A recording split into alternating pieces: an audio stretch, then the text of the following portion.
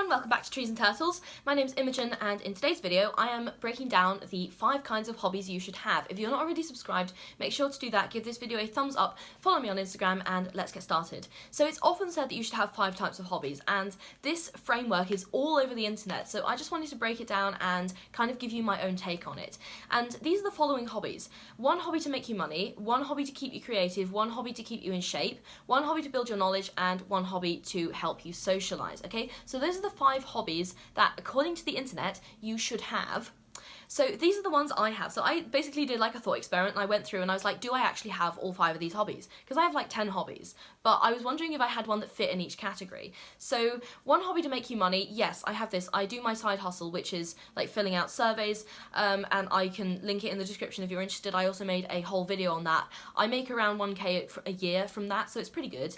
It funds a lot of my like discretionary spending.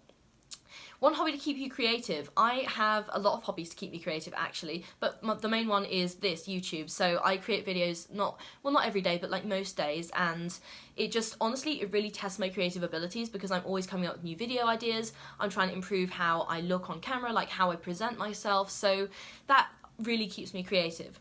The one I was struggling with actually was 1 hobby to keep me in shape, so I'm really still working on this. I do like yoga and I like going for walks in nature and I cycle sometimes, but it's not really a hobby as such.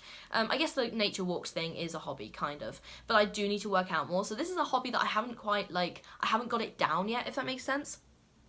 Alright, 1 hobby to build your knowledge. I have loads of these actually. I love reading, I'm learning a language, I'm learning Portuguese. I already speak English and German, so I'm looking to learn like 5 languages by the time I'm 30, but Portuguese is the one I'm working on right now. I read, I'm a speed reader, so I read about 700 words a minute. I've done a video on that again, so please check it out because I broke it down a lot in detail in that video.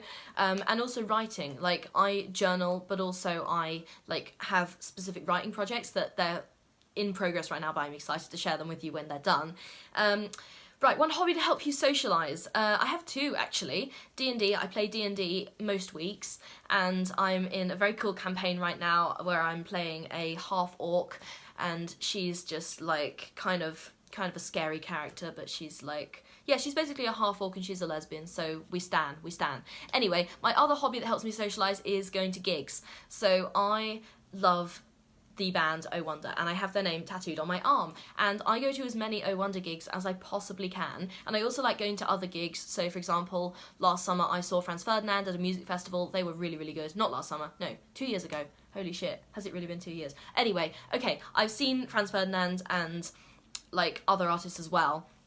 So I also often meet people at gigs. I met one of my friends at a gig and we were just at the same Oh Wonder gig and she was there and I was like, wow, this is cool. So anyway, you can really meet a lot of people at gigs. So those are my 2 hobbies that help me socialise. So now for some more ideas for you, okay? So you might not connect with any of those hobbies necessarily, and that's just what I do, but when I was making this video I really wanted to give you guys a lot of suggestions that you could actually implement to find your 5 hobbies, if that makes sense. So let's start with 1 hobby to make money, okay? Freelance writing or blogging. If you're really good at writing, now admittedly I've owned a blog for many years that I haven't really started, so I do need to work on that, and I'm not necessarily the best person to ask about that, but some people are making bank from it, and if you actually like doing it, it doesn't necessarily feel like work. So for me, my side hustle does not feel like work. I give my opinions. I would do that for free. I'm doing that right now. I literally made an entire YouTube channel to give my opinions because I enjoy giving my opinions so much. Okay, so I just give my opinions and I get paid for it, and for me that's wonderful. That's a hobby. Another hobby that can make you money is graphic design. If you're really good at digital art, for example, my sister is, shameless plug here, but my sister is a wonderful digital artist and she's already got commissions and she's doing amazingly well for herself, and she's several years younger than me. She's literally still a teenager and she's doing so well for herself. So graphic design can be potentially a very enjoyable and lucrative hobby. Photography. If you're really good at photography, you could become a photographer in your spare time. Online tutoring. I did consider this one actually, but anyone, if you're a university student, you can tutor A-level students, or if you're in A-levels, you can tutor GCSEs. So take your level and go 1 step down, because chances are you've already mastered the level below you and you can impart some really important knowledge and help students and get paid. So online tutoring, guys. And finally, handmade crafts. Now, everyone knows about Etsy, but you know, if you're really good at that and if it's something that you're passionate about, then you could potentially make some money off it. So you make things, you send them to people, and people are like, this is so cool, and they pay you. Okay, I don't admittedly know much about selling on Etsy because I've never done it myself, but I know that it is something that a lot of people do, and a lot of people make money from it, and they also enjoy it at the same time. So those are hobbies to make you money. Now let's talk about hobbies to keep you creative. Now there is some overlap here, but number one I want to talk about is painting or drawing. Like, I know several of my friends are super talented artists and they do amazing things. So just really being visually creative can be really refreshing to your mind, so I highly recommend it. I mean, I'm not very good at painting or drawing, but I do sometimes do both and I do sometimes enjoy them. So, you know, you don't have to be good at it to enjoy it. Creative writing. I love creative writing. I love it so much that I actually, like, so when I was in year 13, like right at the end of school, just before I went to university, I like took a sort of creative writing class, as we each had to do sort of like some extracurriculars, and that was one of the ones I picked, and I enjoyed it so much. Like, I was just writing like creative stuff, I was writing poetry, and I just really enjoyed it, and it really helped me just sort of like keep that creative expression going at a time when I was also studying really hard. So creative writing. Also, if you are musically inclined, then you can learn to play an instrument. I am interested in learning to play an instrument, but I haven't like properly started yet. I think it's something I'm going to look into after university. But even if you're not very good at it, like, you can start and you can learn. If it brings you joy, then fantastic, you should absolutely do it. Again, I want to mention photography because it's something you can not just make money off, it's something that you can actually just enjoy. Like, I take photos that I like, and I don't make money off it, but like, I enjoy it creatively. Like, I'll find a nice sunset and then I'll just take a photo of it, and I like to keep compilations of these, and I'll make like little mosaics or sort of like digital, I don't know, patchworks of them, and I'll just enjoy looking back on that. And I am interested in maybe doing a Polaroid photo shoot this summer, so stay tuned for that because I would want to make a video out of it.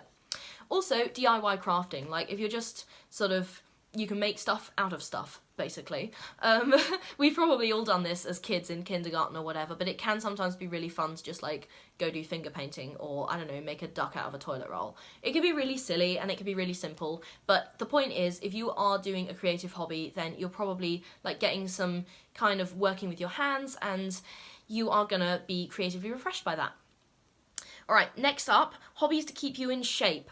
Running or jogging. I jogged a lot actually during lockdown, and it's something that I should really get back into because it was just honestly so good for me. Like, it was a mental challenge, but it was also a physical challenge, and it got me outdoors. It really cleared my mind. I always felt better mentally. Like, it saved my mental health during lockdown going running, seriously. Like, in our sort of 1 hour that we could go outside a day, you better bet I was on a run, okay? So that's something I should really get back into because it was fantastic. Number 2, yoga. I do yoga sometimes. I should do it more often, but it's really calming, and I find that it really helps like calm my mind when I'm in a sort of a really bad mental place. It will just sort of lift me up, so there's that. Also, cycling. Like, a lot of people do it just from a sort of functional point of view, and I do it from a functional point of view sometimes, but also just going on a nice bike ride. Again, it gets you out into nature, and it's also like a super efficient way to travel. It's like one of the most efficient ways to travel ever invented, so I highly recommend it. Also, swimming, if you are looking for something that's like not too, like, it's, because running can be quite hard on your joints. Cycling also is pretty good for your joints, but swimming is even better because you're literally suspended in the water, You're literally suspended in the water, and so it can be really sort of a really like low impact way for you to exercise. I've recently been getting into like going into like outdoor swimming pools and stuff, so cool. Also, dancing. Dancing can be really healing, and you don't have to be good at it. Like, you do not have to be a sort of Hollywood level performer to enjoy like going to a club and just dancing, okay? Like, my dancing's pretty terrible, but I enjoy it, so who gives a shit, honestly.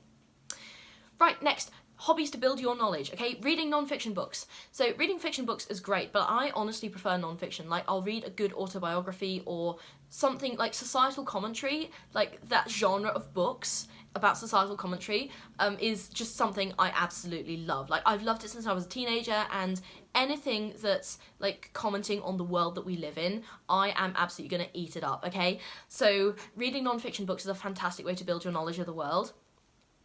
Learning a new language, I do this one. I mentioned that I'm learning Portuguese currently. But learning a new language, firstly, you can communicate much better when you go abroad. Secondly, obviously you're making more neural connections in your brain. And thirdly, you know, people are going to be impressed that you're actually learning a new language, because I find that often, like, when British people go abroad, we just expect everyone to speak English, and, like, how entitled is that?